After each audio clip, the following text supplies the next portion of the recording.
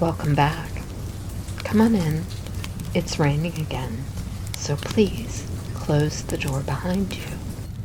This particular story has been waiting a long time to be properly read.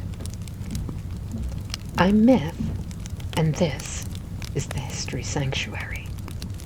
Please come sit with me by the fire. Let me pour you a drink.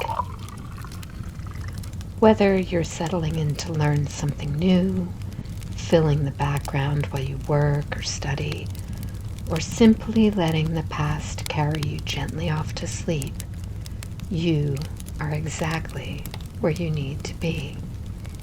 Tonight, I will tell you a story about a brain in a crate and how a student's gift led to the rewriting of the entire human origin story.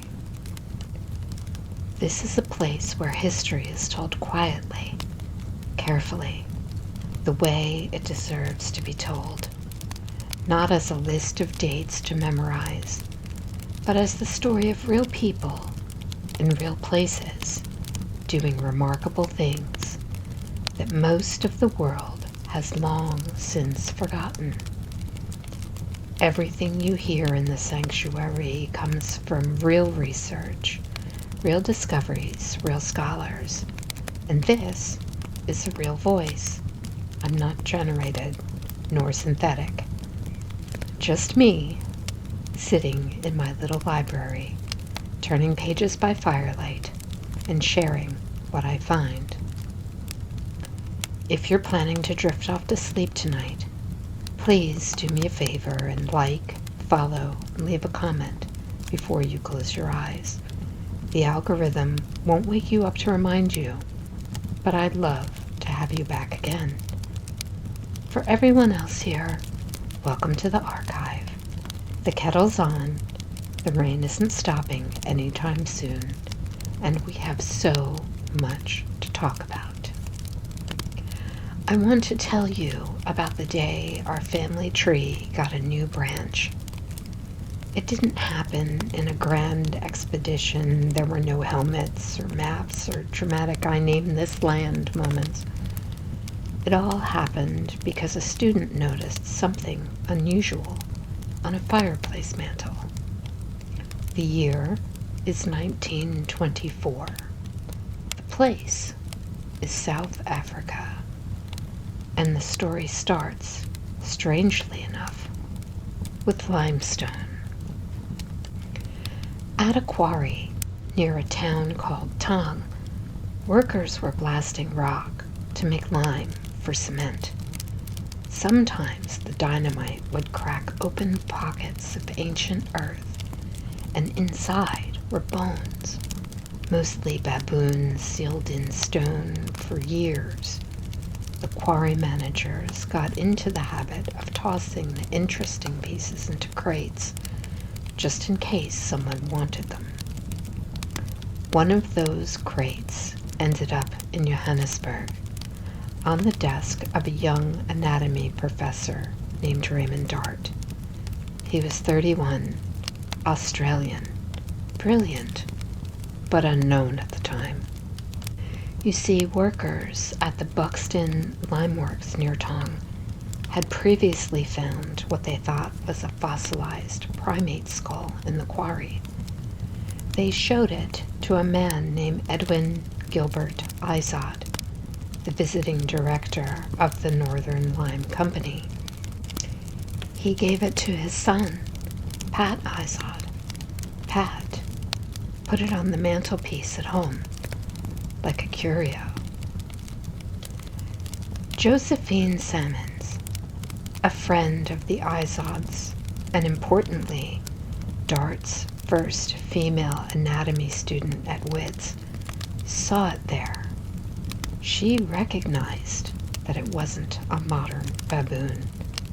She thought it looked extinct, maybe important, and knew that Dart would want to see it. She borrowed it and brought it to Dart. That was Dart's first clue that Taung was producing interesting fossils.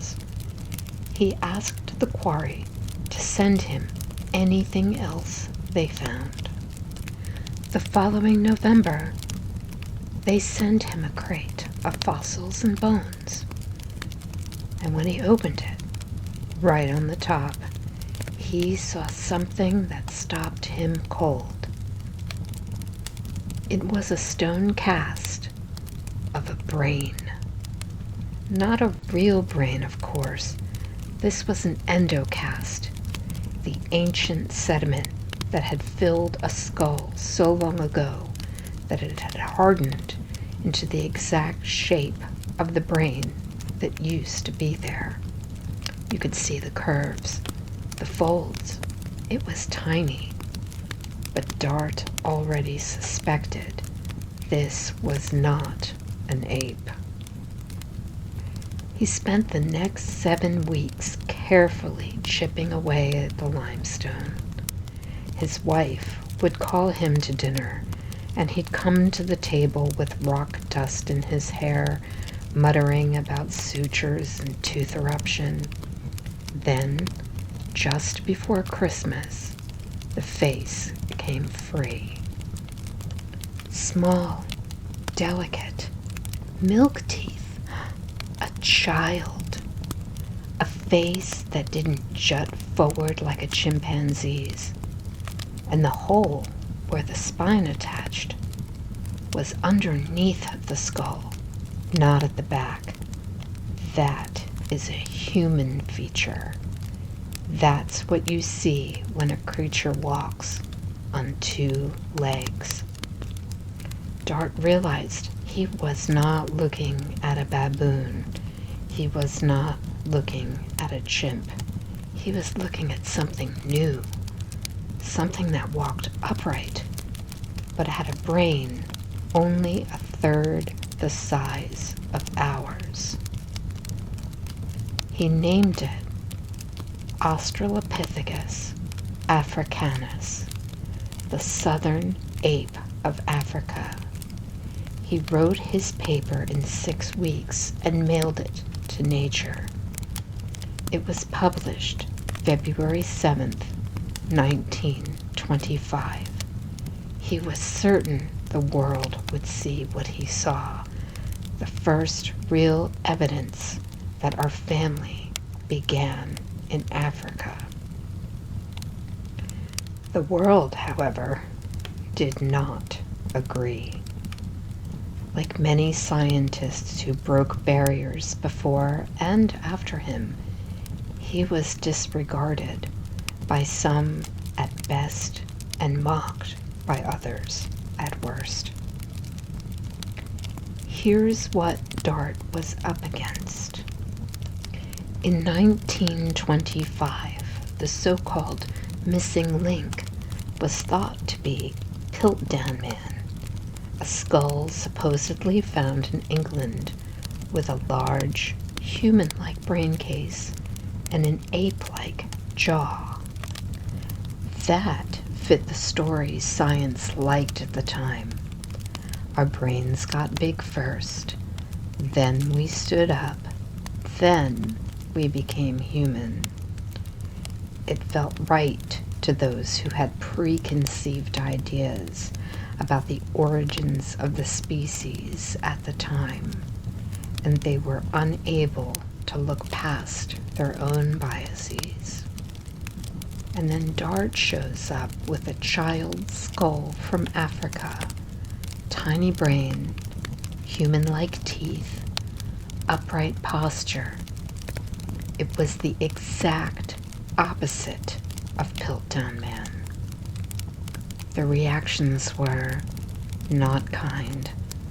One famous anatomist wrote that Dart's fossil was, quote, too late to be an ancestor, too early to be a man, unquote. Others said, you couldn't name a species from a juvenile. Wait for an adult, they said. Some just called it a baby gorilla, chuckled, and moved on. What they didn't know yet, Piltdown was actually a massive hoax. Around 1912, a man named Charles Dawson had taken a modern human cranium, filed down an orangutan jaw, stained them, and buried them in a gravel pit. He was an amateur archaeologist and British solicitor who cared more about the fame and recognition it would bring him and less about furthering our understanding of human history.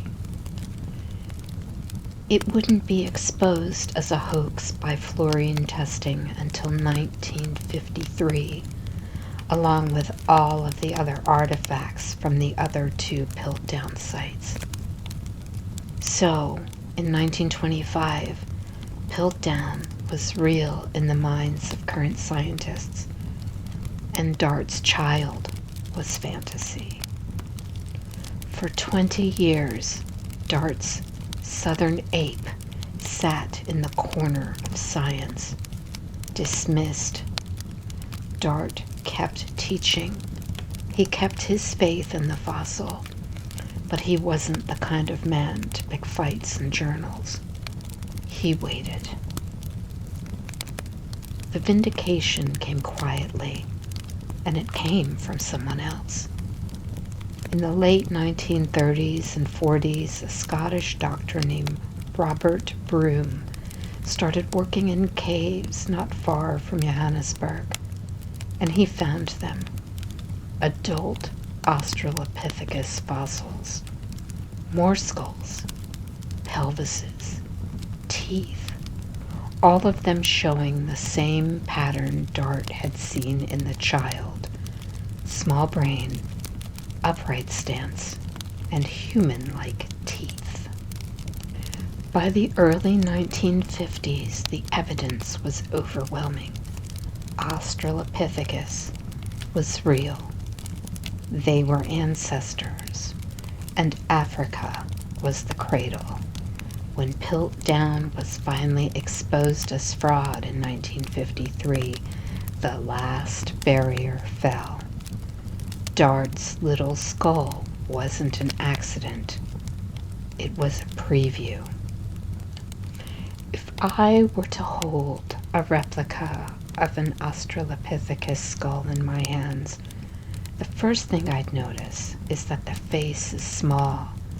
The forehead slopes like an ape, but the teeth are already changing. The canines are smaller than a chimp's. The molars are bigger, flatter, teeth made from grinding plants. The way they stood was remarkable. If you set an Australopithecus pelvis next to a chimp's, you would see it immediately. The pelvis is short and bowl-shaped. The hole where the spine connects is tucked underneath the skull. These were creatures that walked on two legs. Not all the time. They were still good climbers, with curved fingers and long arms. But when they crossed those ancient grasslands, they did it upright. Australopithecus africanus, that's the Taung Child species, lived in South America between 3.3 and 2.1 million years ago. The Taung Child herself is estimated to have lived 2.8 to 3 million years ago. Their brains were around 300 to 500 cubic centimeters. For comparison, a chimpanzee's brain is about 350, and ours average around 13 to 1400. Africanus was clearly clever to have flourished for so very long, but still very much in the ape range of brain size. You may have heard before of Lucy, probably the most well-known Australopithecus. She's not Africanus. She's Australopithecus afarensis, found on November 24th, 1974, at Hadar in the Afar region of Ethiopia, and a little older, about 3.2 million years. But she's family.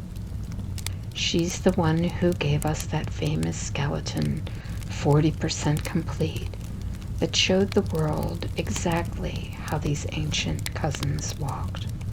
Small, about 3.5 feet tall, long arms, short legs, with knees and feet that work just like yours and mine. Lucy and the Taung Child never met, separated by time and distance, but together they tell the same quiet story. Our ancestors stood up long before we had ever imagined. And they lived like that for almost 2 million years. That's longer than our own species, Homo sapiens, has existed. They weren't a failed experiment. They were a success. They raised children. They foraged. They watched sunsets over landscapes we'll never see. Then, slowly, some of their descendants began to change. Stone tools, bigger brains, and eventually, us. When I think about Australopithecus, I think of our first steps, the moment when the forest began to thin and someone's great-great-grandmother decided to see over the grass rather than stay in the safety of the trees. Everything else, art, language, you and me, started with that. This story is about patience. It's about how science corrects itself, slowly, sometimes grudgingly, but it does. It's about a brilliant woman named Josephine Salmons who saw a funny skull on a mantelpiece and thought, I know a professor who needs to see this. It's about that young professor in a dusty lab who trusted the evidence in front of him, even when the whole world told him he was wrong. And it's about what the Taung Child taught us without ever meaning to. Before 1925, we thought becoming human meant getting a big brain, then everything else. Taung showed us the opposite. We stood up first. We walked for 1 million years before our brains really expanded. Our story started not with a thought, but with a step. I think of that little brain, 3 years old, milk teeth still in the jaw. It doesn't look like a missing link. It looks like a kid. And I think that's the point. Human origins aren't a ladder we climbed alone. They're a bushy, tangled tree full of cousins and experiments and small creatures who walked out onto the grass and saw the world differently. Dart lived to see himself vindicated. He died in 1988, by then honored as the man who found the first Australopithecus. But I always wonder how he remembered and reflected on that moment in 1924. The dust, the quiet lab, the instant the face came free of the rock. That little moment where the human story got a whole new chapter, all because of a small child. Last time, we covered hominidity, a whole human species discovered because cave explorers found some interesting bones. If you missed it, it's waiting for you. And if you enjoyed relaxing by the fire with me today, please subscribe, like, and let me know what other ancient stories you would like to hear, or what kind of music you like to relax to, because there's plenty of that here on the sanctuary too. We still have a lot of history to unpack, and the kettle is always